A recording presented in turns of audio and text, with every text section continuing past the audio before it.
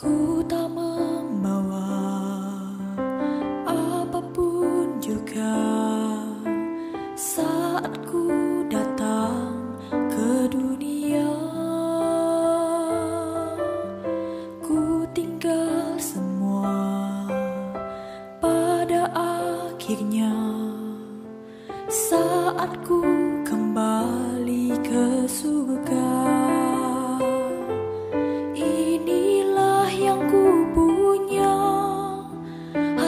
Sebagai hamba yang mau taat dan setia padamu Bapa, kemanapun ku bawa hati yang menyembah dalam roh dan kebenaran sampai selamanya.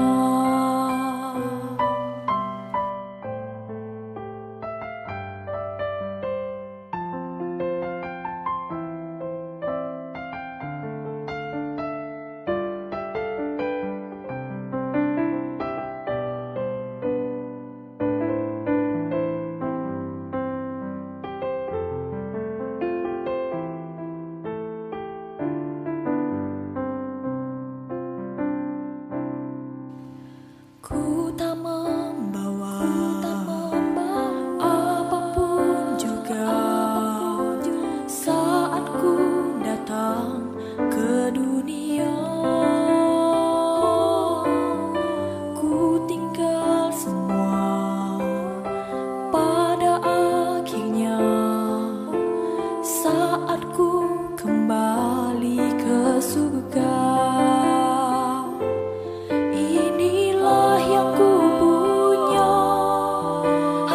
Sebagai hamba yang mau taat dan setia padamu Bapa, kemanapun ku bawa hati yang menyembah dalam roh dan kebenaran sampai selamanya.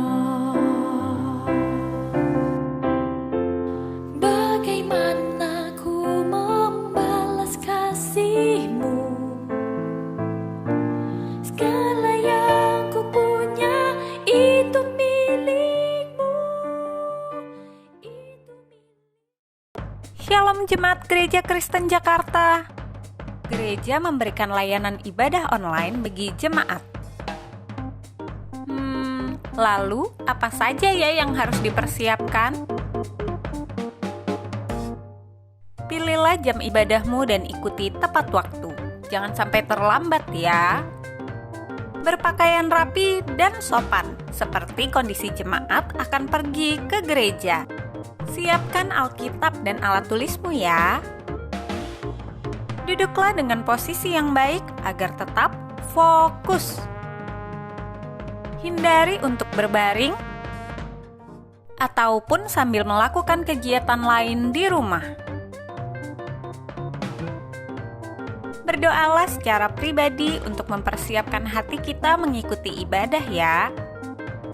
Berpartisipasilah aktif dalam beribadah, seperti ajakan untuk berdiri atau duduk, menyanyikan pujian, dan mendengarkan firman Tuhan dengan tetap fokus.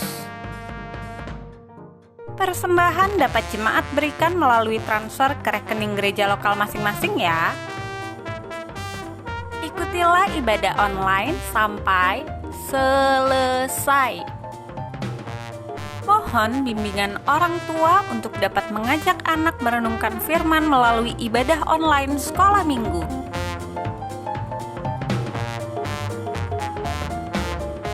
Selamat beribadah, Tuhan Yesus memberkati.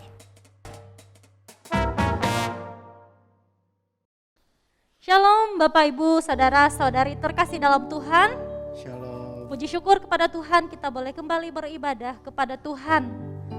Dan saya yakin dan percaya setiap kita dalam keadaan yang sehat, amin. Amin. Mari kita mau datang beribadah kepada Tuhan. Kita mau mulai ibadah kita di dalam nama Allah Bapa, Allah Putra, dan Allah Roh Kudus. Amin. Mari kita mau siapkan hati kita untuk datang menyembah Tuhan. Kita boleh mengambil saat teduh sejenak di hadapan Tuhan.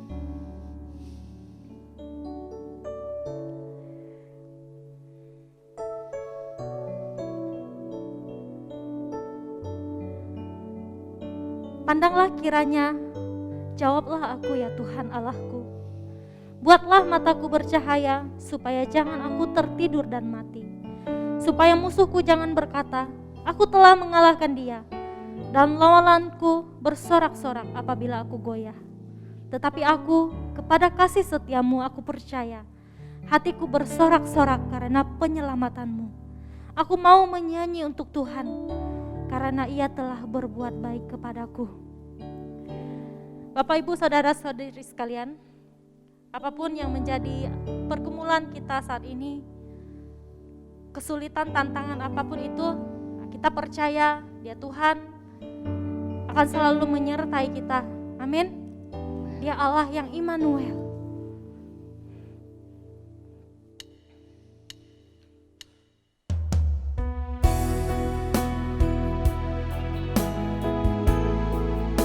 Kami mau datang kepadamu ya Tuhan. Kami mau berserah. Kami mau menyatakan bahwa Engkau yang berkuasa.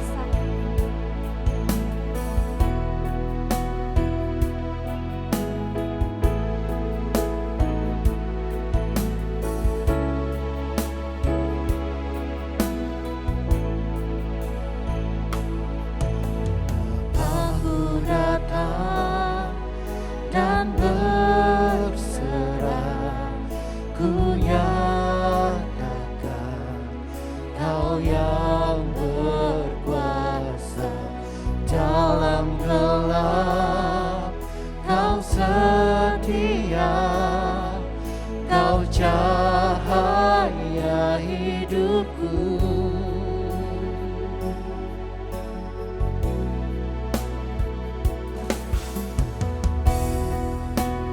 Kami mau datang menyembah Engkau Tuhan.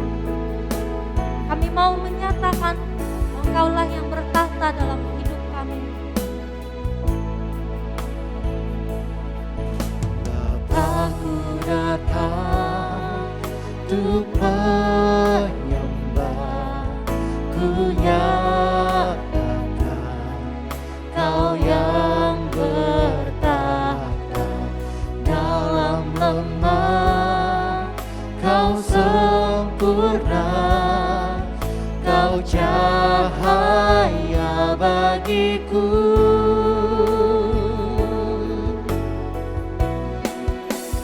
Kau kuatkan aku bertahan, Kau harapan dalam kesesakan. Kau buktikan kesetiaan-Mu Tuhan, Engkau Allah Immanuel.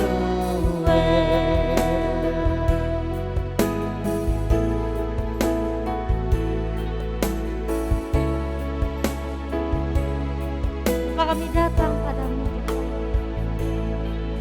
Bapakku datang untuk menyembah,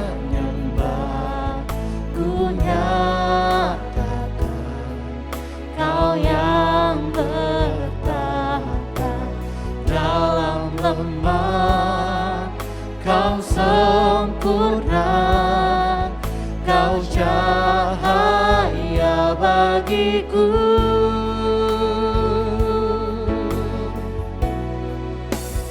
Kau kuatkan aku bertahan, Kau harapan dalam kesesakan. Kau buktikan kesetiaan-Mu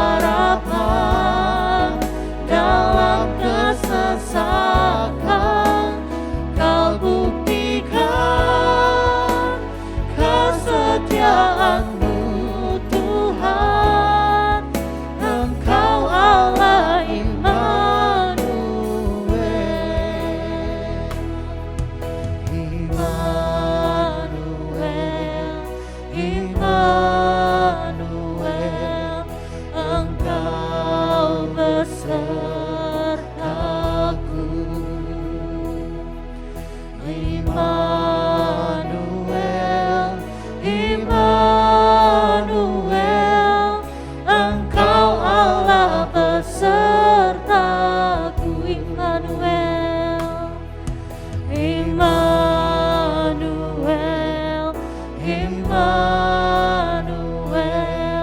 Engkau besertaku. Immanuel, Immanuel,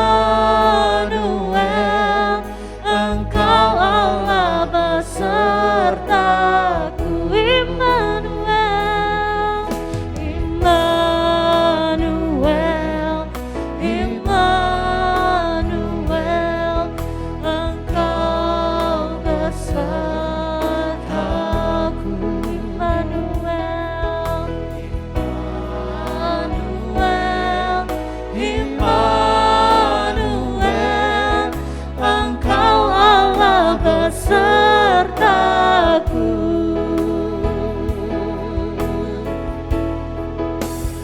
Kau kuatkan aku bertahan, Kau harapan dalam kesesakan, Kau buktikan kesetiaan-Mu Tuhan. Engkau Allah Immanuel, Kau kuatkan aku bertahan, Kau harapan dalam kesesakan, Kau buktikan kesetiaan-Mu Tuhan. Engkau Allah Immanuel, Engkau Allah Immanuel, Engkau Allah Immanuel.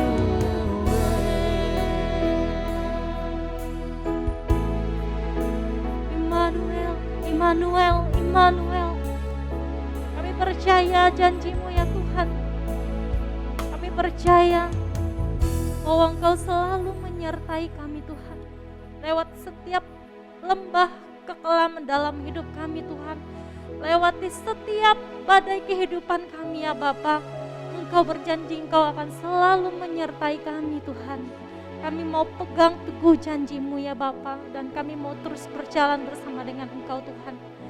Dan biarlah iman kami boleh tetap teguh di dalam Engkau, di dalam mengiring-Mu, di dalam mengikuti Engkau ya Bapa. Terima kasih Tuhan Yesus. Terima kasih.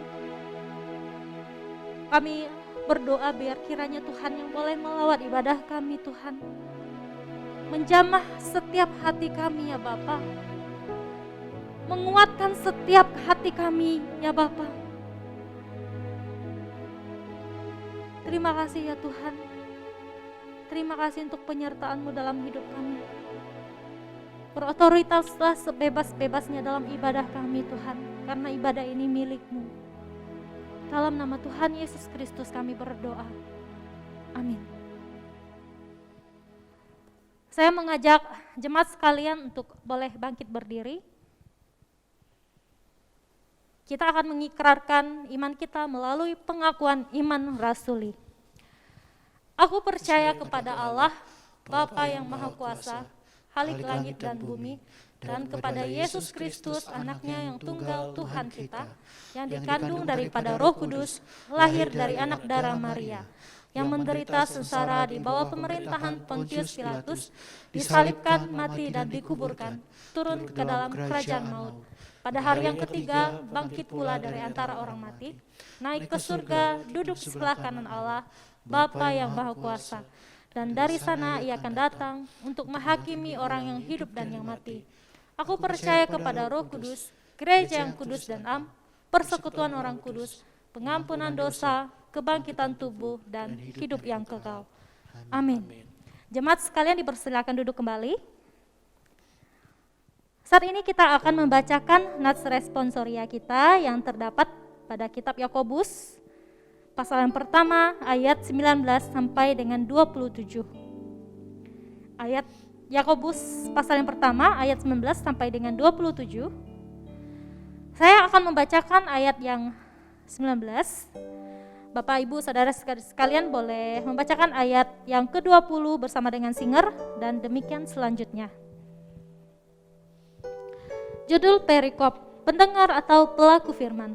Hai saudara-saudara yang kukasihi, ingatlah hal ini, setiap orang hendaklah cepat untuk mendengar, tetapi lambat untuk berkata-kata, dan juga lambat untuk marah. Sebab amarah manusia tidak mengejarkan kebenaran di hadapan Allah. Sebab itu buanglah segala sesuatu yang kotor dan kejahatan yang begitu banyak itu, dan terimalah dengan lemah lembut firman yang tertanam di dalam hatimu yang berkuasa menyelamatkan jiwamu. Tetapi hendaklah kamu menjadi pelaku firman dan bukan hanya pendengar saja. Sebab jika tidak demikian, kamu menipu diri sendiri. Sebab jika seorang hanya mendengar firman saja dan tidak melakukannya, ia adalah seumpama seorang yang sedang mengamati mukanya yang sebenarnya di depan cermin. Baru saja ia memandang dirinya, ia sudah pergi atau ia segera lupa bagaimana rupanya. Tetapi barang siapa meneliti hukum yang sempurna, yaitu hukum yang memerdekakan orang, dan ia bertekun di dalamnya, jadi bukan hanya mendengar untuk melupakannya, tetapi sungguh-sungguh melakukannya, ia akan berbahagia oleh perbuatannya. Jikalau ada seorang menganggap dirinya beribadah, tetapi tidak mengekang lidahnya, ia menipu dirinya sendiri, maka sia-sialah ibadahnya. Mari kita sama-sama bacakan ayat yang ke-27, 3, 2, 1. Ibadah yang murni dan yang tak bercacat di hadapan Allah, Bapa kita, ialah mengunjungi yatim piatu dan janda-janda dalam kesusahan mereka, dan menjaga supaya dirinya sendiri tidak dicemarkan oleh dunia. Amin. Baik, seperti firman yang sudah kita bacakan bersama-sama, kita adalah orang-orang yang berbahagia kalau kita mau melakukan firman itu dalam kehidupan kita. Amin. Baik, saat ini saya mau mengundang Bapak, Ibu, Saudara-saudari sekalian untuk boleh bangkit berdiri. Kita mau memuji Tuhan kita mau masuk gerbangnya dengan penuh syukur, kita mau bawa pujian buat Tuhan kita, sebab Dia baik.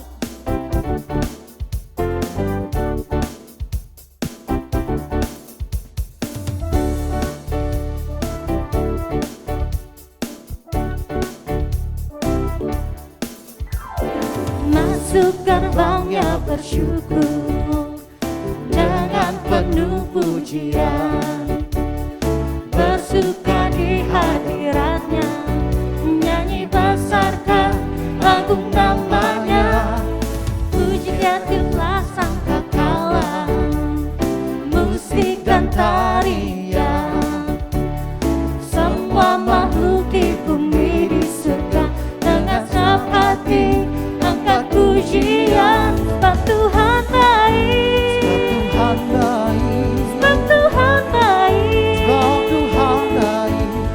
Tuhan baik, anugerahnya kekal selamanya.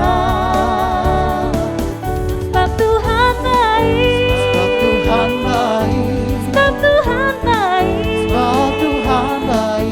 sebab Tuhan baik, anugerahnya kekal selamanya. Amin. Haleluya. Yesus Kristus Allah Tuhanku, pencipta segalanya, datang sujud di hadapannya, angkat tanganmu, naikkan pujian, puji Dia telah sangkakala, musik dan tarian, semua makhluk di bumi di surga dengan senang hati angkat pujian, sebab Tuhan baik, sebab Tuhan baik, sebab Tuhan baik, anugerahnya kekal selamanya. Sebab Tuhan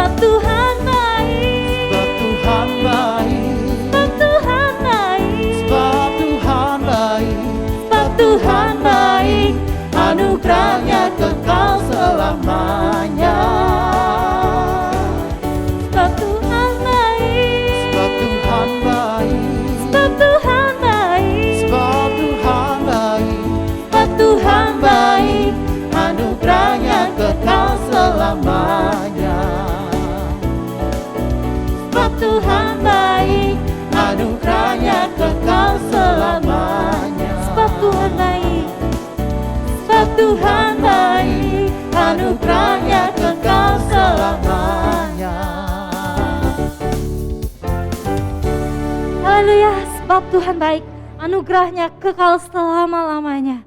Amin. Baik Bapak Ibu saudara-saudari sekalian, dipersilakan duduk kembali. Mari saat ini kita mau siapkan hati kita untuk mendengarkan firman Tuhan. Dan biarlah melalui pujian berikut ini boleh sungguh membuat kita mengerti apa makna pujian sejati di hadapan Tuhan.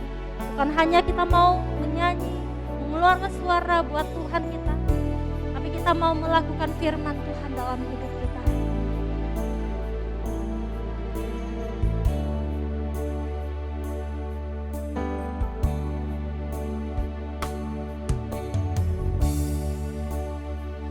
Memujimu lewat suaraku,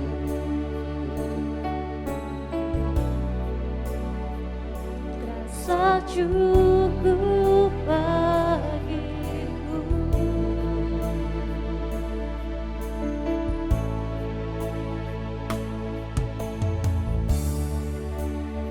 Namun semua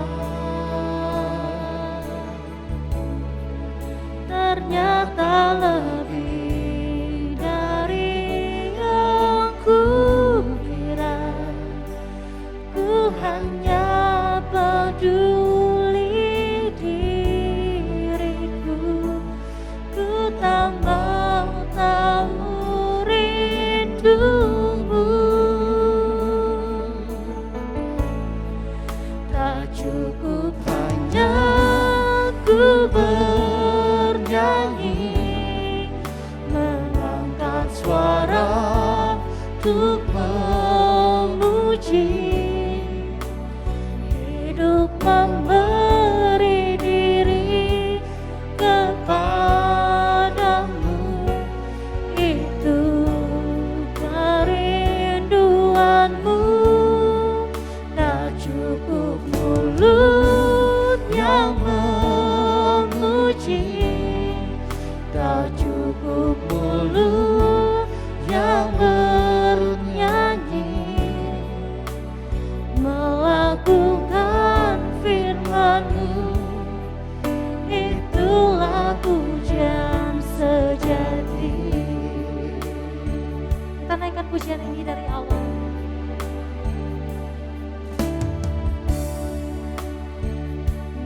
Memujimu lewat suaraku,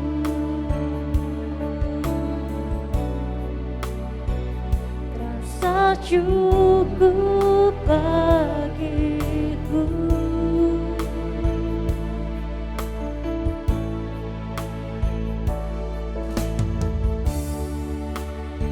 Namun semua ternyata lebih dari yang kukira. Ku hanya peduli diriku, ku tak mau tahu rindumu.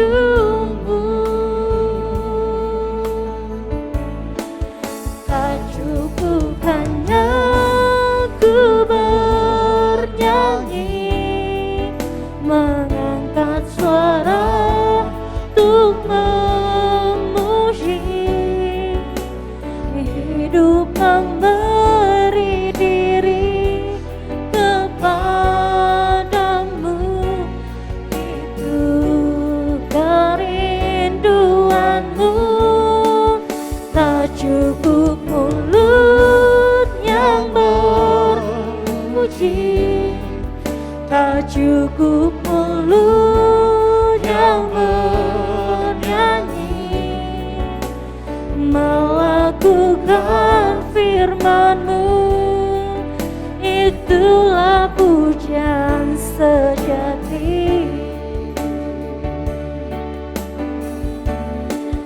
Tak cukup hanya ku bernyanyi, mengangkat Suaraku memuji, hidup memberi diri kepadamu. Itu kerinduanmu, tak cukup mulut yang memuji, tak cukup mulut yang bernyanyi, melakukan firman-Mu, itulah pujian sejati. Melakukan firman-Mu, melakukan firman-Mu, itulah pujian sejati. Kami mau melakukan firman Tuhan, melakukan firman-Mu, itulah pujian sejati.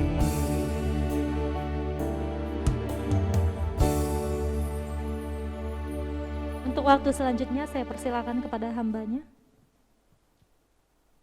Selamat pagi Bapak Ibu Saudara sekalian, selamat berbakti di Gereja Kristen Jakarta pada saat ini. Bagi saudara-saudara yang sedang ikut kebaktian online, harap diingat bahwa saudara-saudara tidak sedang menonton kebaktian, tetapi saudara sedang berpartisipasi, ambil bagian kebaktian di online ini.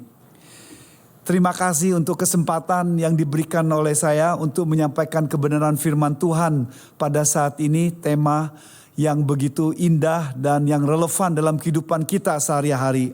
Tema hari ini adalah merdeka dari amarah yang diambil dari Yakobus 1 ayat 19-21. Saudara-saudara, biarlah saya mulai dengan satu cerita yang menggemparkan dunia. David Burke, seorang karyawan dari Pacific Southwest Airlines yang sudah dipecat, yang sudah diberhentikan karena ada masalah keuangan yang dia lakukan. Dan dia menyalahi manajernya yang bernama Ray Thompson. Lalu kemudian dia perhatikan dan kemudian dia mengikuti perjalanan manajernya Ray Thompson ini yang dari Los Angeles ke San Francisco. Dan dia dengan begitu lihainya, karena dia biasa bekerja di bagian penerbangan di airport, sehingga dia bisa membawa masuk senjata Magnum 44 yang bisa dipakainya sewaktu-waktu. Lalu kemudian di tengah perjalanan ini yang menggemparkan terjadi, yaitu pada perjalanan tersebut pada tanggal Desember 7, 1987, David Burke membunuh bosnya, mantan bosnya di atas kapal terbang itu yang bernama Ray Thompson. Lalu kemudian dia juga membunuh dua pilot daripada penerbangan pada waktu itu. Singkat cerita, saudara-saudara, David Burke karena pembunuhan itu akhirnya kapal terbang yang sedang dalam penerbangan itu jatuh. Lalu kemudian 43 orang itu meninggal semuanya. Hal yang terjadi adalah karena seseorang yang penuh dengan kemarahan, seseorang yang penuh dengan rasa tidak suka dibiarkan terus-menerus, akhirnya membuat kebencian dan menimbulkan pembunuhan.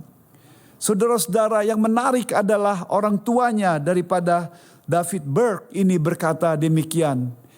Dia orangnya friendly, orangnya ramah. Akan tetapi jangan membuat kata-kata yang tidak bagus pada dia karena dia tidak suka. Saudara-saudara, cerita tadi adalah cerita kenyataan bagaimana karena kemarahan itu bisa menghancurkan. Kemarahan satu perasaan yang negatif, satu perasaan yang menghancurkan seseorang yang bisa akhirnya mempengaruhi banyak hal. Saudara-saudara, kita hari ini mau belajar dalam setiap hari kita juga bergumul dengan kemarahan.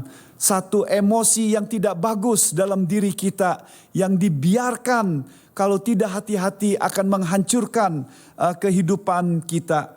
Saudara-saudara, Yakobus 1 ayat 19-21 berkata demikian.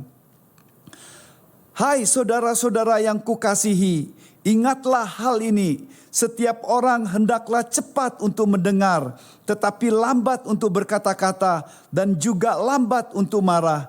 Sebab amarah manusia tidak mengerjakan kebenaran di hadapan Allah.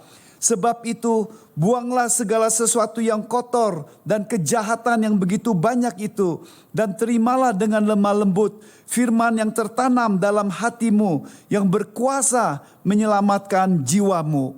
Saudara-saudara, dalam konteks ini Yakobus sedang menjelaskan betapa pentingnya kita mendengar firman Tuhan. Kita ayat 18 dikatakan di situ kita sudah menerima firman dan firman itu menyelamatkan kita lalu kemudian mengubah hidup kita. Dan ayat 19 sampai 21 tekanannya kepada pentingnya untuk mendengar firman. Lalu kemudian ayat 22 sampai dengan ayat 27 berbicara tentang pentingnya untuk melaksanakan. Jangan mendengar lalu melupakan seperti cermin. Jadi dalam konteks ini saudara-saudara, dalam konteks pentingnya untuk mendengar firman Tuhan, tetapi Yakobus menjelaskan khususnya menerapkan nats itu secara spesifik juga berhubungan dengan sikap kita yang tidak bagus, yaitu bicara soal amarah, kemarahan. Alkitab berbicara tadi dikatakan di situ, hendaklah lambat untuk marah. Yakobus menyatakan kita boleh marah tetapi lambat untuk marah. Jadi dengan kata lain ada kemarahan yang seharusnya dikontrol dengan bagus. Hal yang sama dikatakan kita boleh marah tetapi jangan berdosa. Efesus 4 ayat 26 sampai 27 berkata demikian. Apabila kamu menjadi marah, janganlah kamu berbuat dosa. Janganlah matahari terbenam sebelum padam amarahmu. Dan janganlah beri kesempatan kepada iblis. Jadi dalam nats ini dikatakan bahwa kita boleh marah tetapi jangan berdosa. Dalam bahasa Indonesia dibedakan antara marah dan amarah. Kita boleh marah tapi jangan amarah katanya. Dan nats Alkitab berbicara pentingnya bagi kita ketika marah itu harus hati-hati dikontrol dengan bagus. Ayat 26 berkata, jangan marah seperti matahari, janganlah sampai matahari terbenam sebelum padam amarahmu. Marah yang terus menerus yang dipendam, yang akhirnya menghancurkan, membawa benih-benih kejahatan yang dipakai oleh iblis. Karena ketika amarah itu dibiarkan akan membuat dendam, sakit hati, kesal, lalu kemudian sikap yang tidak bagus dan juga perbuatan-perbuatan yang akan menghancurkan seseorang. Coba kita pelajari hal yang saya ingin bahas. Yang kita bahas selanjutnya adalah coba perhatikan apa sih sebabnya kita marah. Apa sebabnya kita marah? Saudara-saudara harus diingat bahwa marah itu kadang-kadang second emotion. Yaitu sikap respon dari sesuatu yang terjadi dalam kehidupan kita. Alkitab berbicara setidaknya 5 sebab kemarahan. Yang pertama tidak cepat mendengar seperti ayat 19 tadi.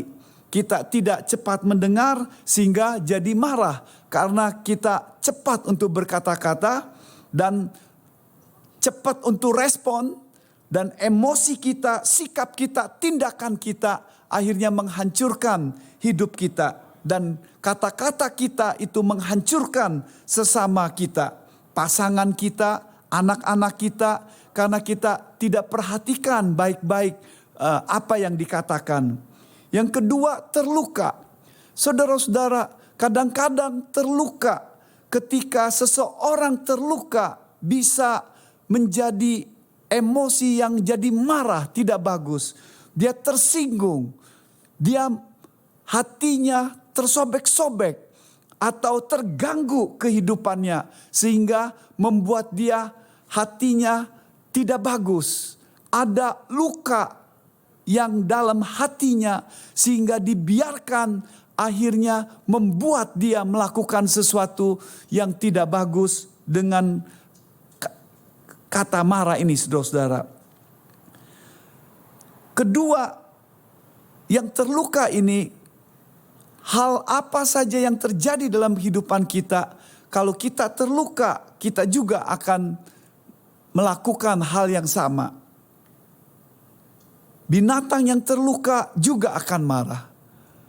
Kita yang terluka juga akan ada respon yang tidak bagus. Yang ketiga, marah karena disebabkan frustrasi. Frustrasi dengan situasi, dengan keadaan, karena tidak bisa melakukan apa-apa. Frustrasi karena kegagalan. Frustrasi karena ada sesuatu penyakit. Frustrasi karena ada sesuatu yang terjadi menimpa dalam pekerjaan kita, kesehatan kita. Frustrasi karena situasi dan keadaan yang begitu menjepit kita. Dan tanpa sadari kita marah-marah. Frustrasi dengan situasi keluarga atau situasi pekerjaan bisa membuat kita akhirnya jadi marah, saudara-saudara. Hal yang lain adalah fear, ketakutan, insecurity, rasa takut, rasa tidak aman. Contoh yang paling yang bisa kita lihat adalah Saul, seorang raja yang takut, yang tidak merasa aman. Karena itu dia jadi iri hati karena takut posisi dan kedudukannya diambil oleh Daud. Sedangkan Daud tidak berpikir seperti itu. Karena perasaan takut dan merasa tidak aman ini membuat Saul akhirnya iri hati, membuat Saul ingin membunuh Daud, ingin menghancurkan Daud, menghilangkan Daud, dan meniadakan Daud. Saudara-saudara, karena itu Saul mempunyai perasaan fear, takut, tidak aman, dan membuat kemarahan dalam kehidupannya. Yang kelima, bisa juga marah disebabkan karena sudah jadi habit, sudah jadi kebiasaan. Karena responnya terus-menerus seperti itu. Dan akhirnya kita menjadi marah. Sudah jadi kebiasaan. Respon, tanggapan sedikit saja marah. Sedikit saja kesal. Karena sudah jadi kebiasaan bertahun-tahun. Kalau saudara dari muda responnya tidak bagus. Atau kemudian ketika menikah. Lalu kemudian dibiarkan kebiasaan tersebut jadi habit. Dan tidak ada yang menegur atau tidak mau menegur. Sehingga akhirnya makin lama menjadi satu kebiasaan. Saudara bisa ke gereja, saudara bisa melayani Tuhan, saudara bisa punya posisi kedudukan di pekerjaan saudara sebagai pengusaha atau sebagai anak Tuhan dimanapun saudara berada dalam pelayanan kita. Akan tetapi kebiasaan itu terjadi oleh karena sudah jadi habit terus menerus. Respon yang seketika. Dan itu sebab kemarahan. Saya tidak tahu saudara-saudara pada saat ini apa yang menyebabkan saudara marah. Mungkin saudara marah situasi saat ini karena dengan situasi keadaan COVID-19, dengan keadaan lingkungan, suasana pekerjaan, suasana daripada rumah tangga kita, suasana hubungan dengan teman. atau lagi terluka, sakit hati. Ada yang menggosipkan, ada yang menjelekkan, atau ada yang menjatuhkan, ada yang mendiskreditkan, atau lagi frustrasi, ataupun lagi rasa takut dengan keadaan, memikirkan masa akan datang seperti apa. Sehingga membuat kita timbul tanpa disadari ada kemarahan yang muncul dalam kehidupan kita. Saudara-saudara, kemarahan itu dalam Alkitab setidak-tidaknya ada 2 istilah yang dipakai. Dan 2 kata untuk marah. Dan ini juga menunjukkan 2 macam model orang pemarah. Yang pertama adalah istilah yang dipakai adalah orge dalam bahasa Yunaninya. Yakobus 1 ayat 19-20 marah di sini pakai istilah orge. Efesus 4 ayat 31 dan Kolose 3 ayat 8 juga pakai istilah yang sama, orge, yang diterjemahkan marah. Marah yang dimaksud di sini adalah Efesus dan Kolose, Rasul Paulus menyatakan, buanglah marah, buanglah orge. Apa artinya orge? Orge adalah marah yang ditekan atau ditahan, direpress, ditekan sedemikian rupa. Kalau dia ditanya, kamu marah ya? Enggak. Tapi dalam hatinya ditahan. Lalu kemudian di belakang dia marah-marah, ngumpet-ngumpet. Kata-kata yang tidak bagus. Lalu kemudian mengeluarkan segala emosinya. Orge merupakan satu kata yang untuk menunjukkan pribadi seseorang ketika dia ada sikap marah, sikap amarah dalam kehidupannya, lalu dibiarkan, lalu kemudian dipendam, lalu kemudian dia bisa senyum, dia bisa ketawa, tapi hatinya penuh dengan sakit hati dan dendam.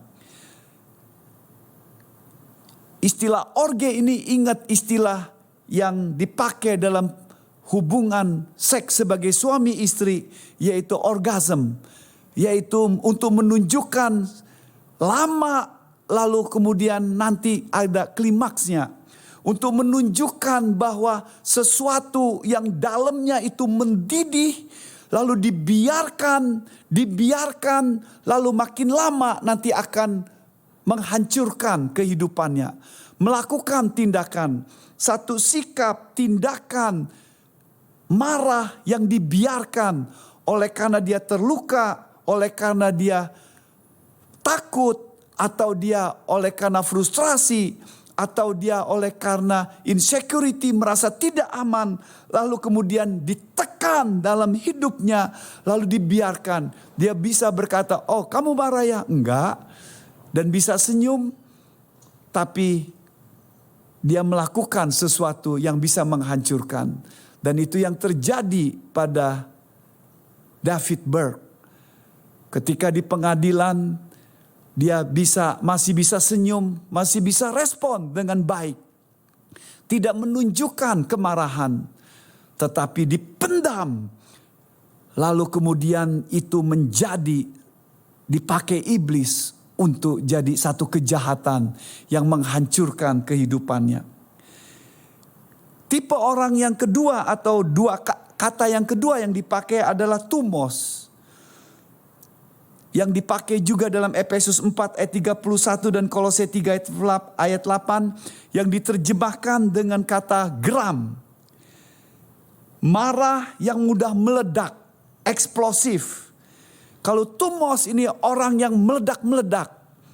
Ini seperti lokomotif yang meledak, yang terus menerus, yang seperti kereta api, yang ngung terus menerus, meledak. Dia cepat sekali, nggak bisa ditahan, nggak bisa dikuasai dirinya. Kalau ada yang tersinggung, ada kemarahan yang menghancurkan kehidupannya, dan itu kalau tidak hati-hati bisa terjadi. Saya teringat waktu saya kuliah di Dallas, Texas, diceritakan satu bapak yang dalam kemarahannya meledak lalu kemudian memukul anaknya, lalu kemudian anaknya itu sampai mati, saudara-saudara. Dan itu banyak terjadi. Jadi ini yang tidak bagus, kemarahan yang menghancurkan. Yakobus pakai istilah orge karena pada umumnya banyak orang yang bergumul dengan hal yang seperti ini, yaitu kemarahan yang dipendam, kemarahan yang dibiarkan, kemarahan yang ditekan oleh karena ada situasi dan keadaan yang terjadi dalam kehidupannya.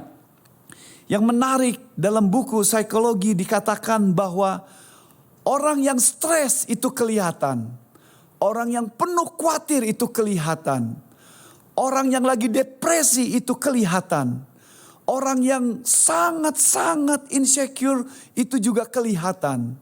Tapi orang yang marah itu bisa kelihatan, juga bisa tidak kelihatan. Jadi bisa terlihat dia ketawa-ketawa, bisa kelihatan ramah, tapi di balik itu ada sesuatu yang bisa menghancurkan kehidupannya. Kalau dia tersinggung, kalau dia ada sesuatu yang melukai hidupnya, hatinya. Dan ini mungkin bagian dalam hidup kita atau bagian hidup saudara-saudara sebagai suami, sebagai istri, atau sesama satu sama yang lain. Saudara-saudara, dan hal yang inilah yang harus dibuang. Kemarahan yang seperti ini, yang berdosa ini, orge dan tumos ini harus ditanggalkan. Sehingga kita bisa merdeka dari kemarahan yang menghancurkan kehidupan kita. Saudara-saudara, coba perhatikan apa akibat kemarahan. Akibat kemarahan itu bisa membahayakan sekali. Kemarahan membuat relasi rusak. Relasi itu rusak oleh karena atmosfer yang tidak bagus. Marah selalu membuat suasana tidak bagus. Apakah itu orge, apakah itu tumos, apakah itu ditahan suatu saat kemudian akan meledak, ataukah itu yang dia langsung meledak membuat suasana tidak bagus. Prinsipnya adalah cara kita mendengar dan cara kita berkata-kata itu sangat sekali mempengaruhi hubungan relasi dalam komunikasi. Dan oleh karena itu relasi itu rusak banyak sekali oleh karena kemarahan yang terjadi. Suami istri ribut satu sama yang lain, lalu kemudian dengan anak, dengan teman, bahkan dalam gereja kalau tidak hati-hati bisa rusak, menghancurkan suasana relasi sesama anak Tuhan di rumah, dengan teman maupun dengan di gereja. Yang kedua, menghancurkan apa yang kita punya.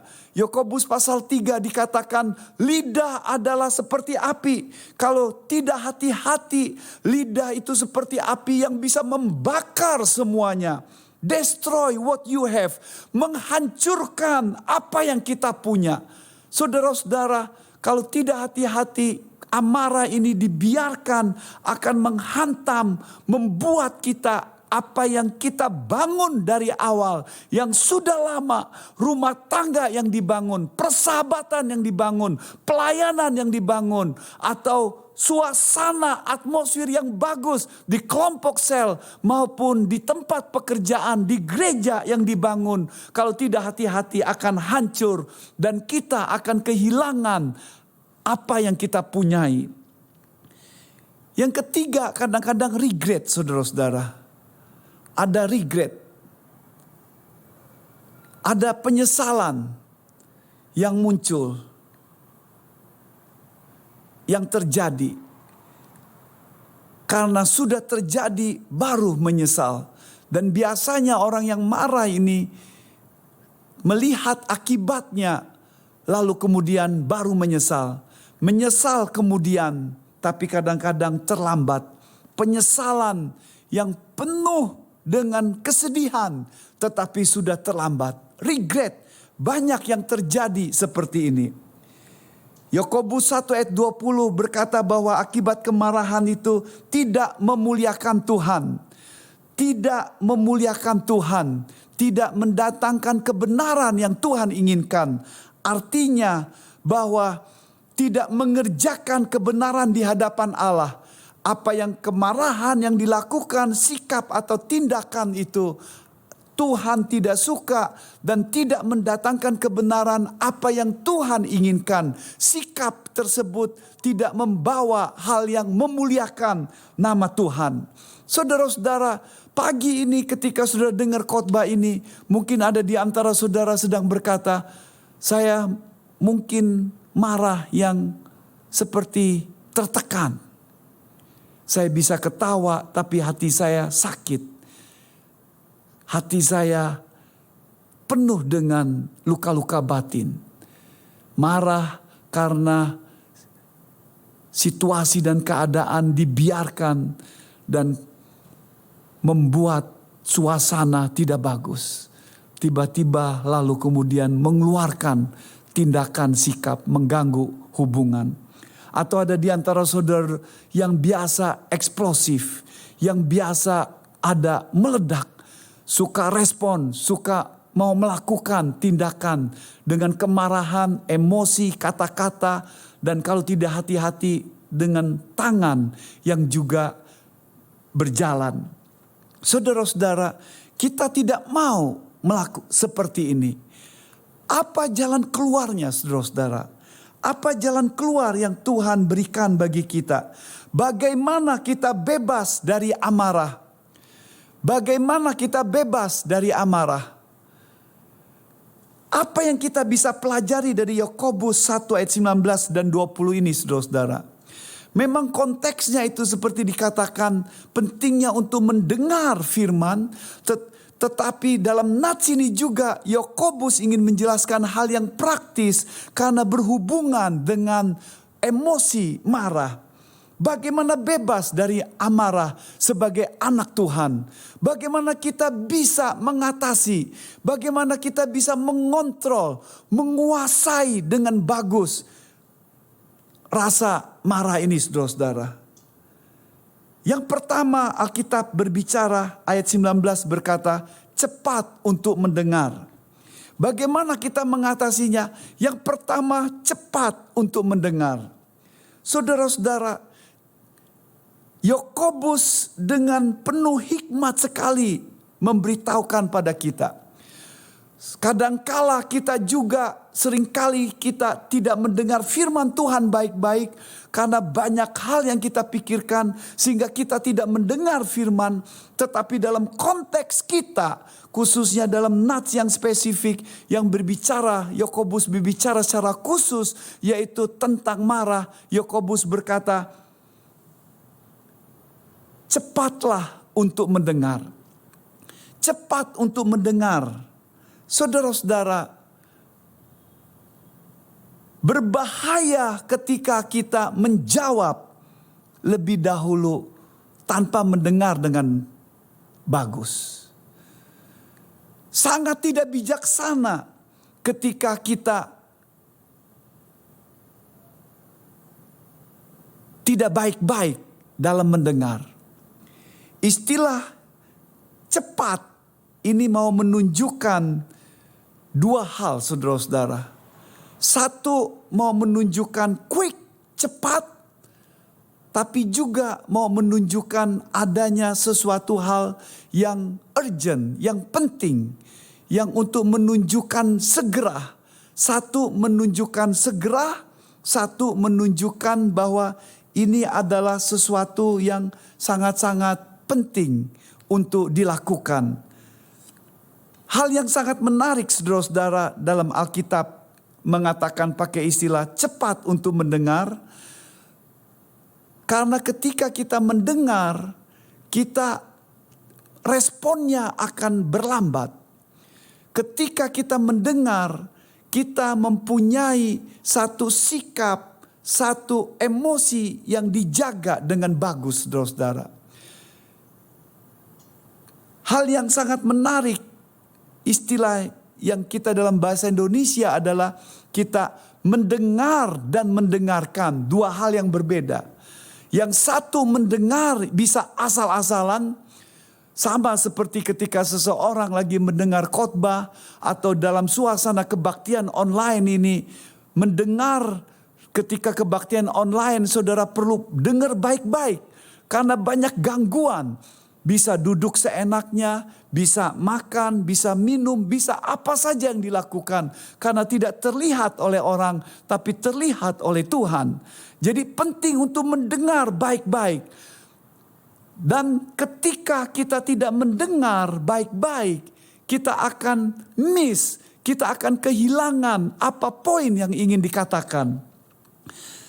Mendengar dan mendengarkan berbeda. Mendengar bisa asal-asalan, mendengarkan itu kita sungguh-sungguh mendengar. Mendengar dengan mata, mendengar dengan telinga, mendengar dengan sungguh-sungguh. Saudara-saudara, Yesus ingin kita mendengar dengan baik-baik. Berapa kali Yesus berkata, bagi yang punya telinga hendaklah engkau mendengar. Untuk menekankan, Yesus sedang menekankan pentingnya untuk mendengar. Hal yang sangat menarik adalah dalam bahasa Mandarin kuno, saudara-saudara, istilah ini yang dipakai. Istilah think. Istilah think ini sangat menarik sekali, saudara-saudara. Mungkin ejaan pronunciation saya salah. Bacanya minta maaf karena kurang mahir bahasa Mandarin atau alias tidak bisa. Istilah Mandarin yaitu mendengar pakai istilah things itu mau menunjukkan 5 karakter yang dikembangkan. Yang pertama adalah bicara soal telinga. Karakter pertama yang dipakai adalah yang warna merah, telinga. Telinga untuk mendengar. Yang warna hijau itu mind, untuk berpikir, pikiran untuk berpikir. Lalu kemudian yang warna biru itu eyes, mata untuk melihat. Lalu yang warna kuning itu hati untuk merasakan. Lalu kemudian yang warna ungu, purple atau ungu itu dikatakan undivided attention. Perhatian yang menunjukkan tidak terbagi. Fokus untuk fokus. Jadi saudara-saudara, istilah ini sangat menarik sekali, saudara-saudara. Ketika kita mendengar ini yang dimaksudkan oleh firman Tuhan. Kita bisa mengatasi marah dengan bagus ketika kita pertama dikatakan lambat untuk berkata-kata. Itu yang kedua yang kita akan bahas. Yang kedua adalah lambat berkata-kata. Yang pertama tadi cepat untuk mendengar, yang kedua lambat untuk berkata-kata. Saudara-saudara, coba evaluasi. Kapan saudara terakhir ketika mendengar dengan seperti itu? Mendengar dengan mata kita, mendengar dengan hati kita, mendengar dengan pikiran kita, mendengar dengan telinga kita, dan mendengar dengan pikiran yang tanpa terganggu konsentrasinya. Dan itu akan menolong kita untuk mengatasi kemarahan. Yang kedua, saudara-saudara, lambat berkata-kata. Yang kedua, lambat berkata-kata.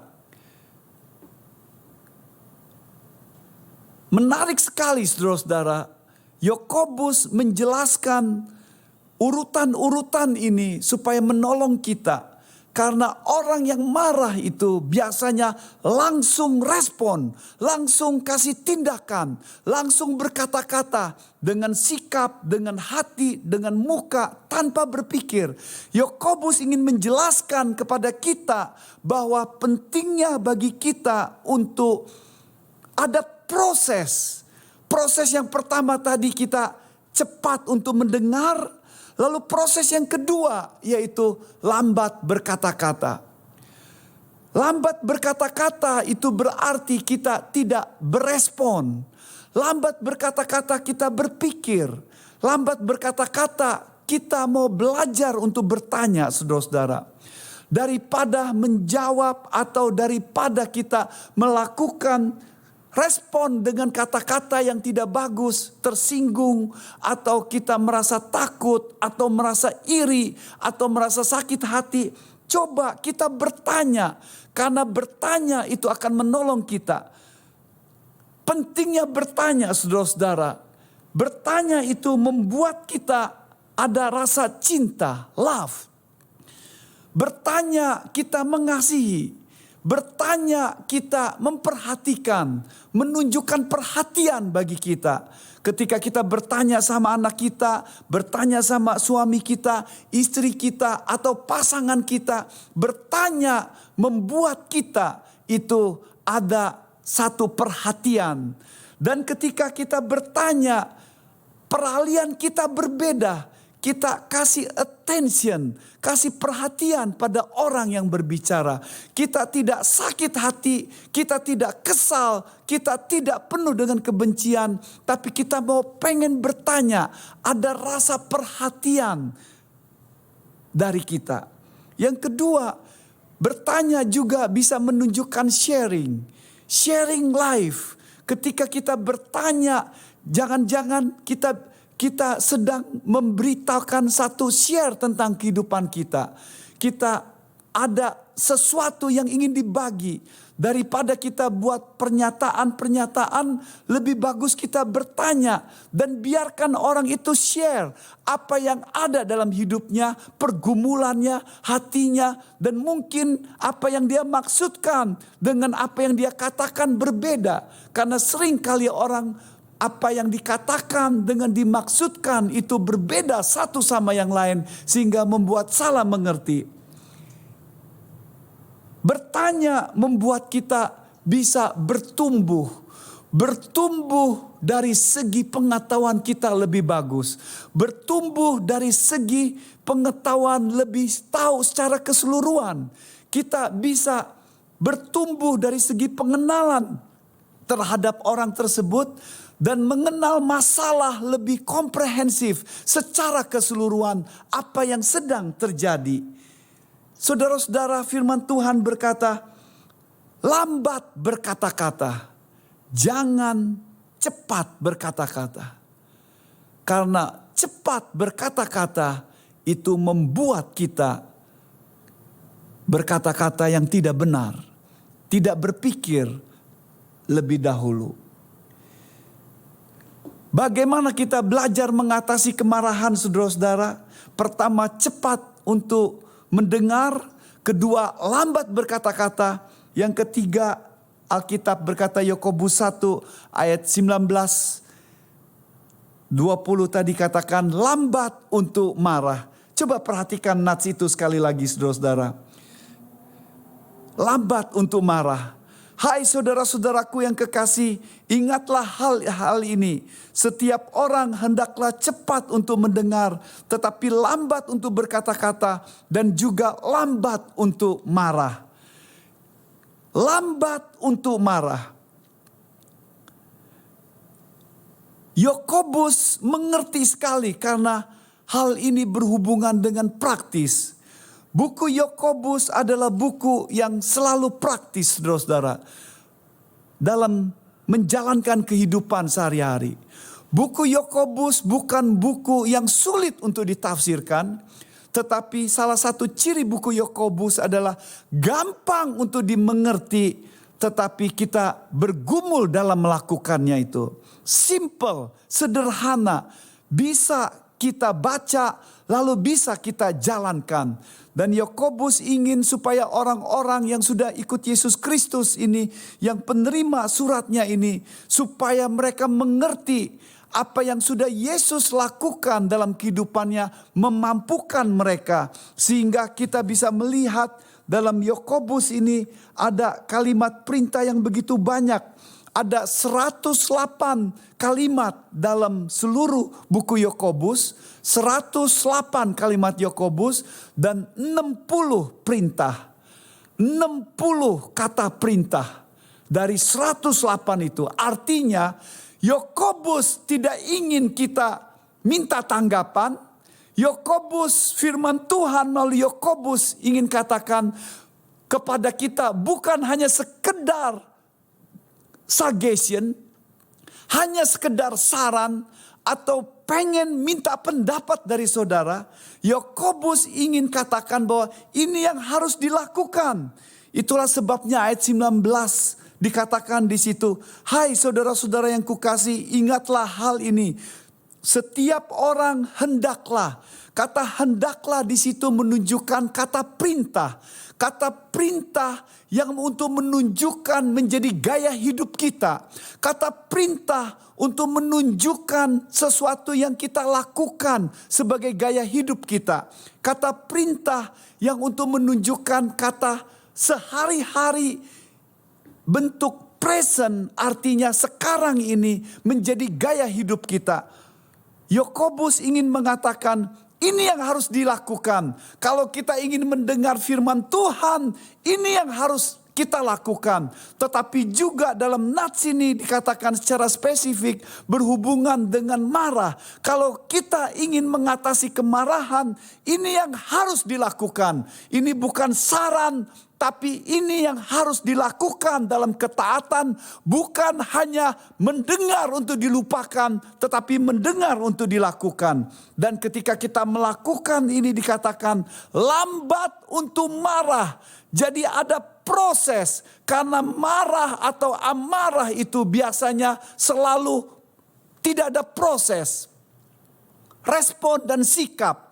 Apakah itu respon marahnya di hati kita, orge, kita menekan dengan emosi perasaan kita, ataukah kita berbicara atau meledak-meledak, saudara-saudara.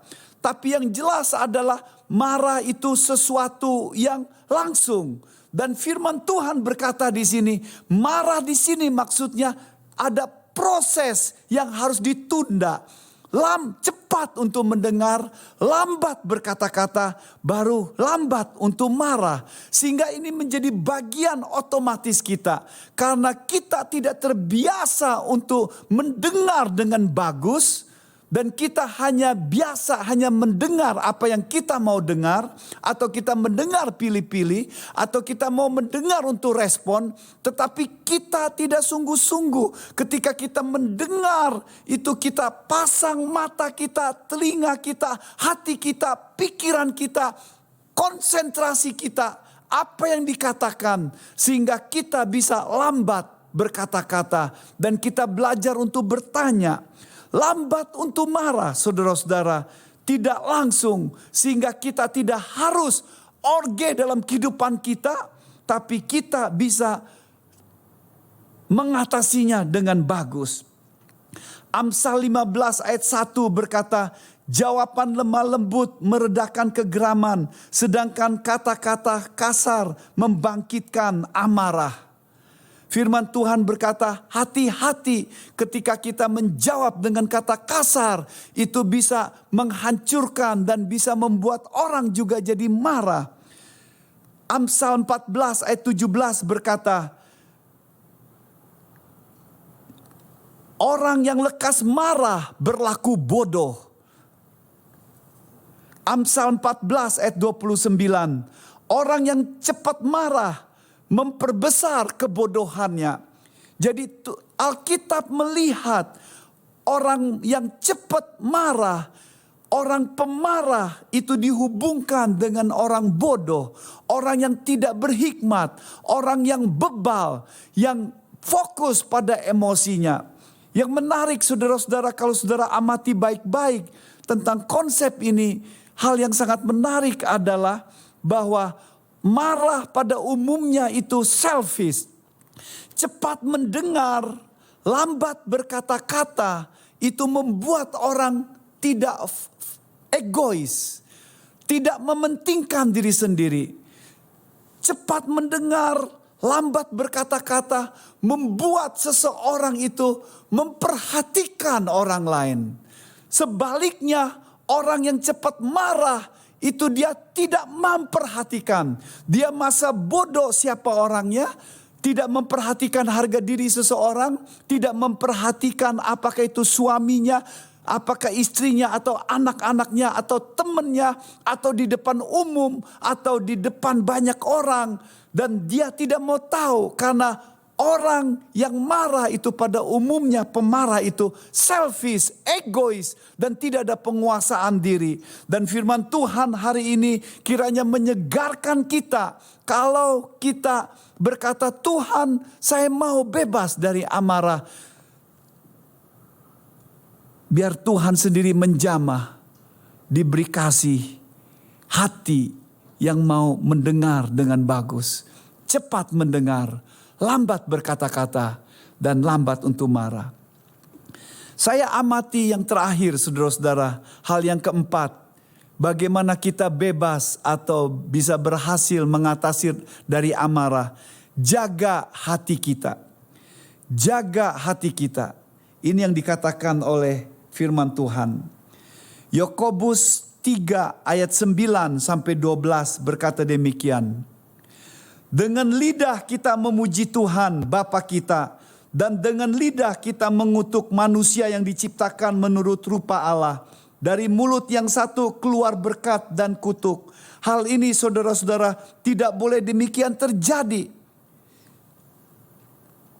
Adakah sumber memancarkan air tawar dan air pahit dari mata air yang sama? Saudara-saudaraku, adakah pohon ara dapat menghasilkan buah zaitun dan adakah pokok anggur dapat menghasilkan buah ara? Demikian juga mata air asin tidak dapat mengeluarkan air tawar. Saudara-saudara, lihat dalam nats kita Yakobus dalam Yakobus pasal 3 sesudah dia menjelaskan tentang bahayanya dan pentingnya menggunakan lidah. Hal yang sama dijelaskan supaya hati-hati, jaga hati kita. Lidah bisa memuji Tuhan, bisa mengutuk yang diciptakan menurut rupa Allah. Yakobus berkata, ini tidak boleh seperti ini. Lalu Yakobus kasih tahu jalan keluarnya, yaitu jaga hatinya, sumbernya. Air tawar dan air pahit tidak mungkin bersama-sama. Pohon ara dapat menghasilkan pohon zaitun, itu tidak mungkin. Pohon anggur dapat menghasilkan buah ara, itu tidak mungkin. Mata air asin tidak mengeluarkan air tawar, itu juga tidak mungkin saudara-saudara. Hal yang sama kalau saudara menanam durian, saudara akan membuat buah durian. Kalau pohon jeruk, saudara akan dapat pohon jeruk. Poin yang mau ditekankan Yakobus di sini adalah sumbernya, dan sumbernya itu adalah berbicara soal hati kita yang harus dijaga. Hati yang sudah dijaga, yang hati kita yang rusak, yang bejat, yang tidak bagus. Tapi oleh karena Yesus Kristus yang mati di kayu salib untuk kita, dia memperbarui kita, dia menjamah hati kita. Dan ketika kita dikasih hati yang baru, Tuhan ingin kita supaya by God grace, dengan anugerahnya dan dengan kekuatan Tuhan, Tuhan memampukan kita untuk menjaga hati kita. Tidak ada yang bisa untuk memperbarui hati saudara-saudara. Tidak ada yang bisa. Hati diperbarui karena hati kita itu rusak, selfish, egois, dan penuh hakikatnya kebencian dan kemarahan. Tetapi dalam Yesus Kristus, Yesus yang sudah mati di kayu salib, memperbarui kita. Seperti ayat 18 dikatakan, ketika kita mendengar firman, firman itu menjamah kita sehingga kita percaya menjadi buah sulungnya, percaya menjadi anak-anaknya yang diberikan bagi kita. Dan firman Tuhan berkata, pentingnya kita menjaga hati kita terus menerus. Itulah sebabnya ayat 21 dikatakan, firman Tuhan itu kita terima. Lalu kemudian firman Tuhan itu akan menyegarkan hati kita. Terimalah lemah lembut firman yang tertanam dalam hatimu, yang berkuasa menyelamatkan jiwamu. Artinya ada pembaruan, ada sesuatu yang terjadi, ada pemulihan jiwa kita, ada reformasi dalam jiwa kita. Tuhan sanggup menjamah. Tidak bisa kita menjamah dengan kekuatan kita sendiri, tapi Tuhan sanggup menjamah melalui Tuhan kita Yesus Kristus yang mati di kayu salib untuk kita. Yesus berkata demikian, saudara-saudara. Lukas 6 ayat 45. Yesus berkata, orang yang baik mengeluarkan barang yang baik dari perbendaharaan hatinya yang baik. Dari orang yang jahat mengeluarkan barang yang jahat dari perbendaharaannya yang jahat. Karena yang diucapkan mulutnya meluap dari hatinya. Yesus berkata, perhatikan kalimat yang terakhir, kata yang terakhir. Karena yang diucapkan mulutnya meluap dari hatinya. Hati yang tidak bagus mengeluarkan kata-kata yang tidak bagus. Jagalah hati kita. Kalau hati kita itu penuh dengan ketakutan, hati kita penuh dengan kebencian, hati kita itu penuh dengan sakit hati, hati kita itu penuh terluka, hati kita penuh dengan tersakiti, hati kita ini penuh dengan iri hati, hati kita ini penuh dengan sesuatu yang emosi-emosi yang childish, yang tidak bagus. Itu akan menghancurkan karena itu akan keluar dari mulut kita, akan keluar dari perkataan kita yang akan menghancurkan. Saudara-saudara, perkataan kita akan menunjukkan siapa diri kita. Perkataan kita akan menunjukkan kedewasaan kita. Perkataan kita akan menunjukkan hati kita yang sesungguhnya. Kata Tuhan kita Yesus Kristus. Hati yang terluka, hati yang kesal, hati yang penuh dengan ketakutan, hati yang penuh dengan rasa tidak aman, dan akan menghancurkan kehidupan seseorang. Tuhan berkata, jaga hati kita. Yang sangat menarik adalah Alkitab menghubungkan dengan hati masalah yang paling utama. Dan Tuhan sanggup menjamah dalam kehidupan kita. Saudara-saudara, biar saya kasih kesaksian hidup saya ketika bicara topik ini. Topik ini sangat relevan dan sangat berkesan dalam kehidupan saudara-saudara saya. Sepertinya saya juga berkhotbah untuk diri saya, mengingatkan diri saya. Seperti saya katakan bahwa orang yang marah itu bisa kelihatan atau bisa tidak. Bisa friendly, ramah, baik. Tapi kecenderungannya bisa marah, saudara-saudara. Dan itu terjadi dalam diri saya. Teman-teman yang mengenal saya di GKJ, para pengurus Sinode GKJ, pasti tahu saya orangnya kelihatan ramah, baik, penuh senyum, penuh perhatian. Pokoknya kelihatan alim, saudara-saudara. Tapi biarlah saya kasih tahu apa yang terjadi dalam kehidupan saya sesungguhnya. Tuhan mencelikan mata rohani saya. Bagaimana saya ada masalah soal amarah. Ketika awal pernikahan saya 7 Juli 1985 dengan istri yang saya cintai. Sama-sama lulusan sekolah teologi di Jogja. Lalu kemudian menikah. Beberapa hari kemudian kami ada masalah dari segi komunikasi, ribut, masalah. Saya kurang bisa adjust dengan pasangan saya pada waktu itu. Sedangkan di sekolah, di asrama, sebagai pengajar, sebagai gembala sidang di Cirebon, saya dikenal baik. Tapi ketika bertemu dengan satu pribadi yang makin intim, Tuhan mencelikan kejelekan mata rohani saya.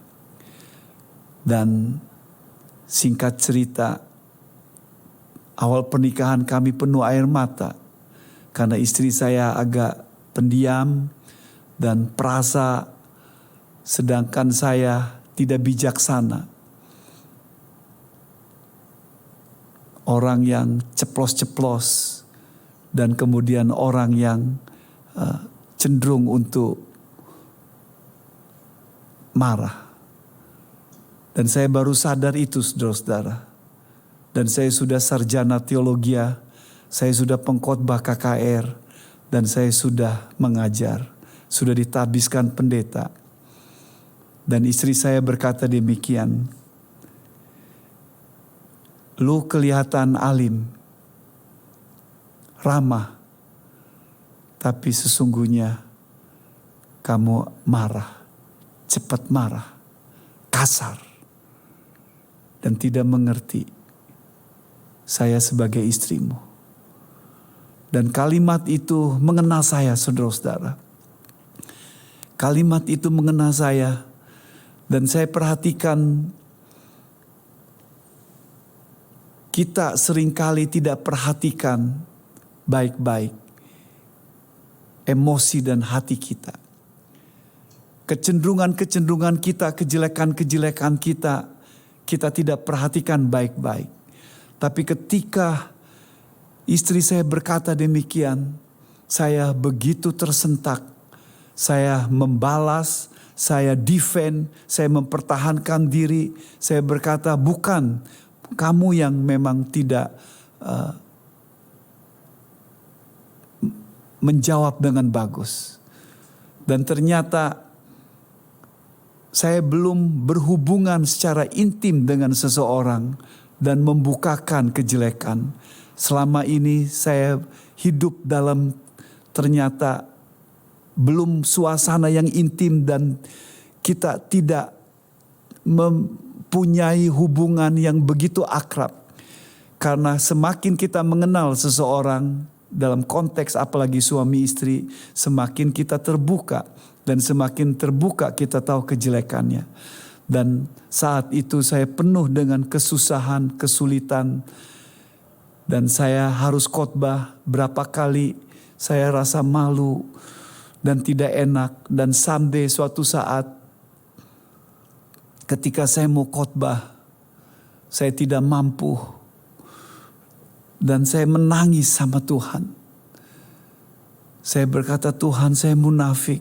Saya tidak benar. Ada masalah yang harus dibereskan. Dan saya masih teringat ketika saya datang dan ingat datang kepada Tuhan kami, Tuhan kita Yesus Kristus, dan berkata, Tuhan, saya ada sikap yang tidak bagus. Saya ada habit.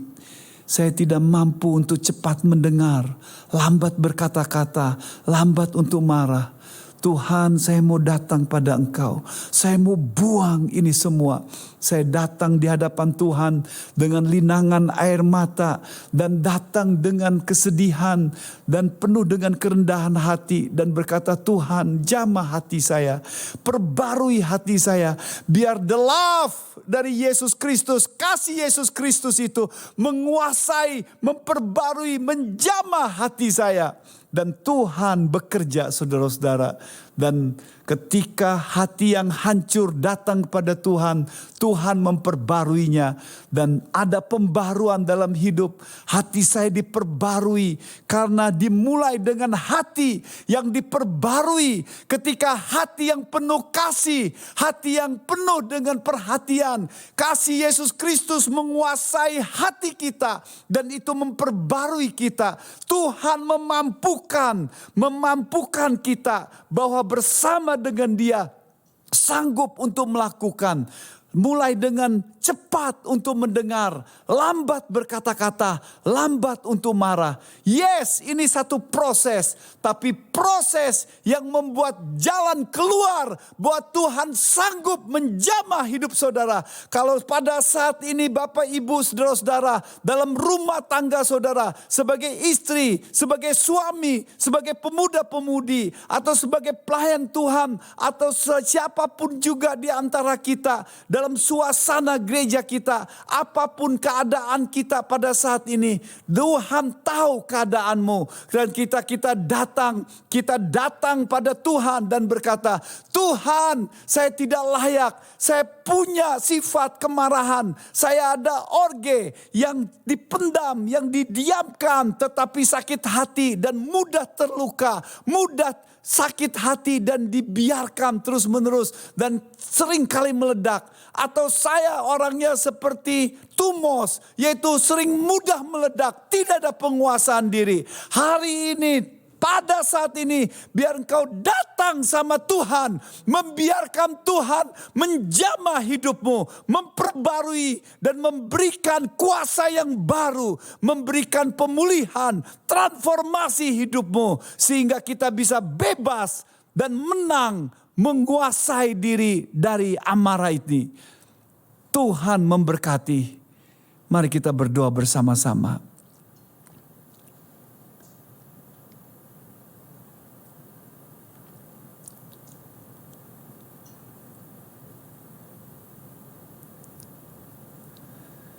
Tuhan, Engkau tahu emosi kami.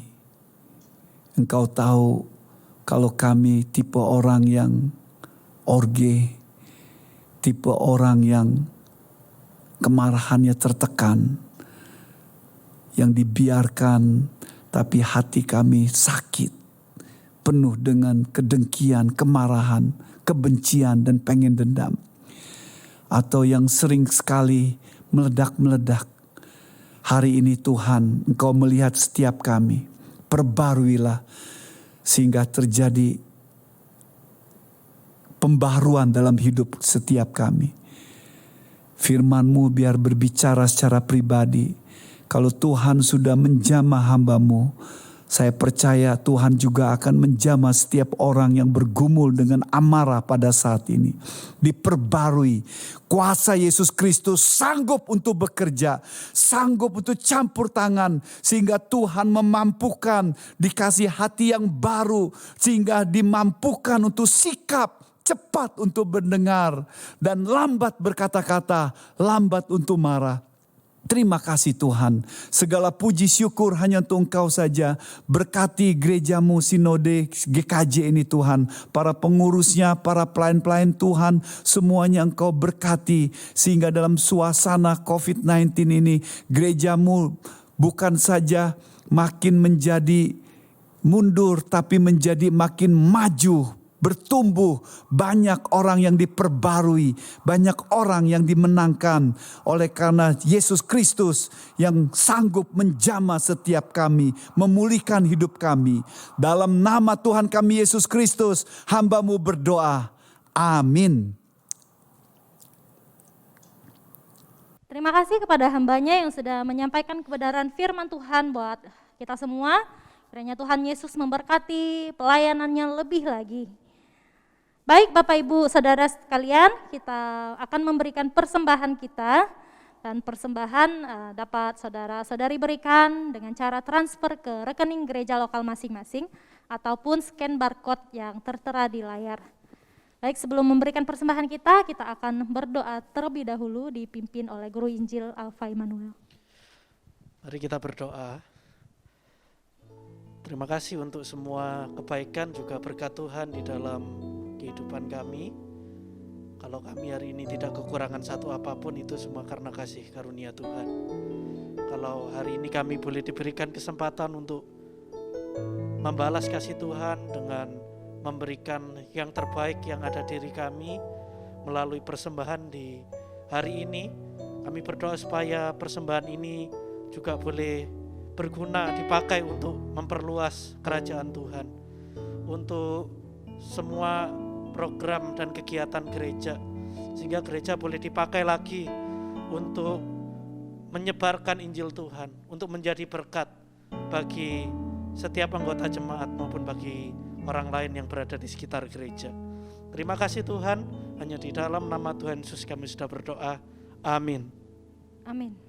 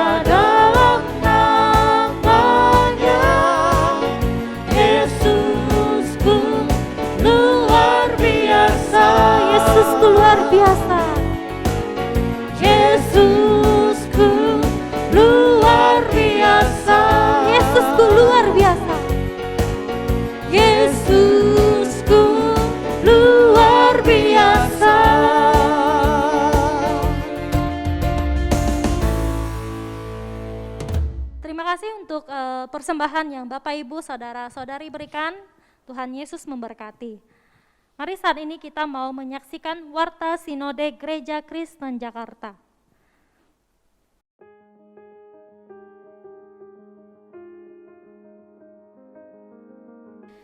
Kelas Christian Worldview. Kelas Christian Worldview akan diadakan pada hari Selasa, tanggal 10 Agustus 2021, pukul 19 waktu Indonesia Barat dengan tema Wawasan Alkitab Konsumasi yang akan disampaikan oleh pembicara Guru Injil Freddy Budi. Kelas pembinaan ini akan diadakan secara virtual melalui Zoom meeting. Kiranya seluruh peserta dapat mempersiapkan diri dan mengikutinya tepat waktu. Kelas Saya Murid Kristus. Kelas SMK 1 akan diadakan pada hari Kamis, tanggal 12 Agustus 2021 pukul 19 waktu Indonesia Barat dengan tema Jaminan Keselamatan yang akan disampaikan oleh Pendeta Bobby Mesak. Kiranya seluruh peserta kelas SMK 1 dapat mempersiapkan diri dan tepat waktu.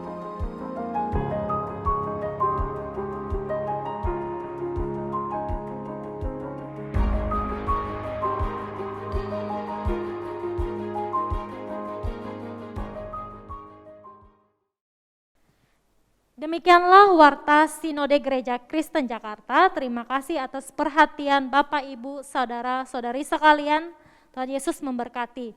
Dan saat ini kita mau menyaksikan pokok doa misi Sinode Gereja Kristen Jakarta.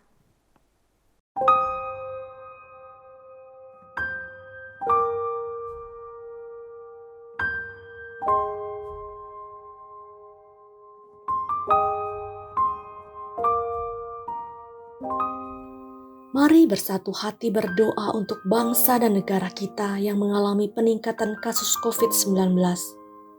Kiranya setiap masyarakat dapat bersatu padu untuk mengatasi masalah ini. Turut melaksanakan protokol kesehatan 5M, yaitu memakai masker, mencuci tangan, menjaga jarak, membatasi mobilitas dan interaksi, serta menjauhi kerumunan.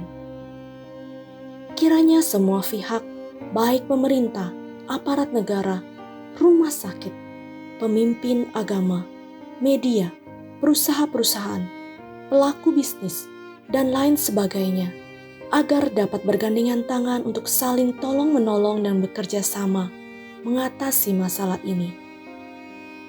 Berdoa untuk mereka yang kehilangan orang-orang yang dikasihi, mereka yang sedang berjuang dalam proses kesembuhan, mereka yang kehilangan pekerjaan, mereka yang sedang di garis depan, para dokter, perawat, petugas ambulan, petugas jenazah, agar Tuhan yang menghibur, menjamah dan memberikan mereka kekuatan.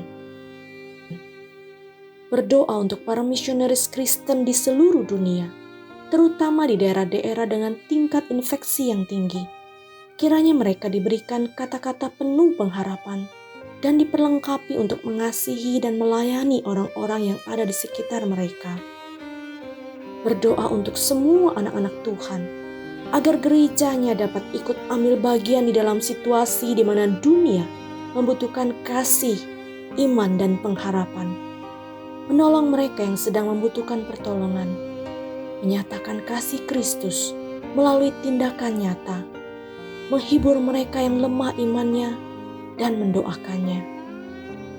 Aku berkata kepadamu, sesungguhnya segala sesuatu yang kamu lakukan untuk salah seorang dari saudaraku yang paling hina ini, kamu telah melakukannya untuk aku. Matius 25 ayat 40. Mari kita doakan bersama-sama. Mari kita mau sama-sama berdoa untuk hal ini. Tuhan, kami datang berdoa buat bangsa negara kami, Tuhan, di mana akhir-akhir ini meningkatnya kasus COVID di Indonesia ini ya Bapak.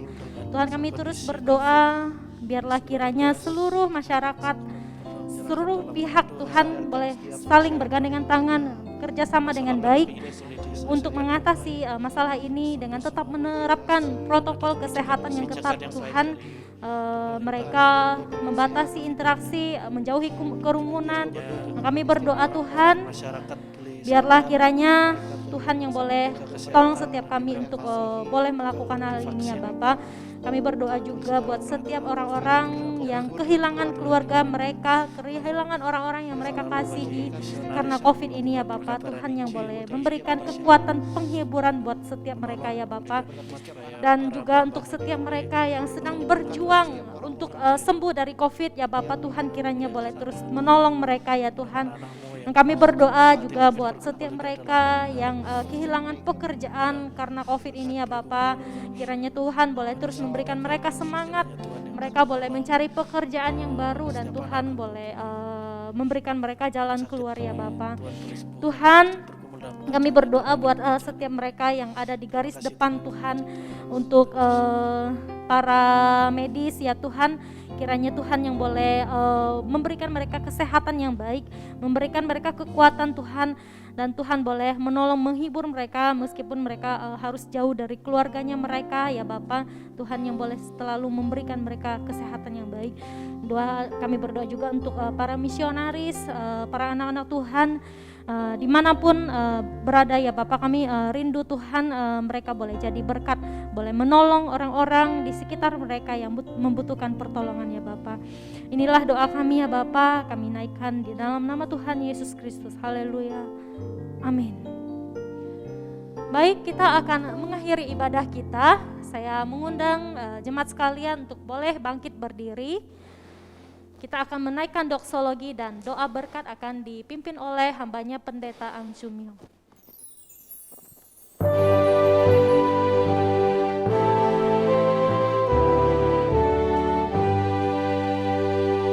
Puji Allah Bapa Putra, puji Allah Roh Kudus, ketiganya yang esa. Pohon selamat sumber berkah.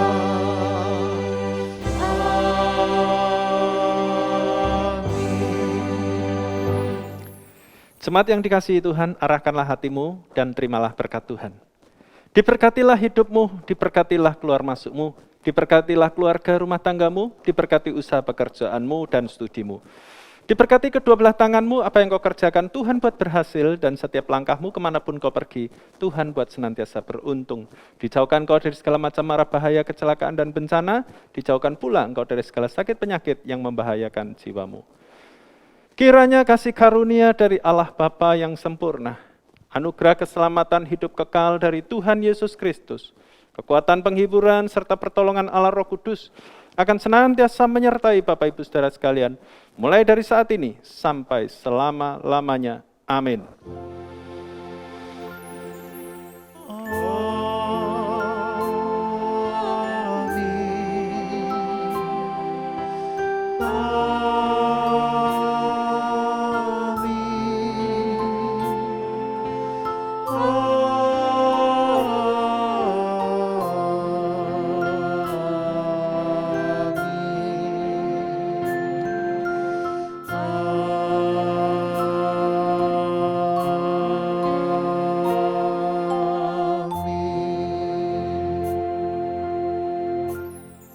Amin. Silakan duduk kembali. Kebaktian selesai, silakan mengambil saat teduh. Tuhan Yesus memberkati.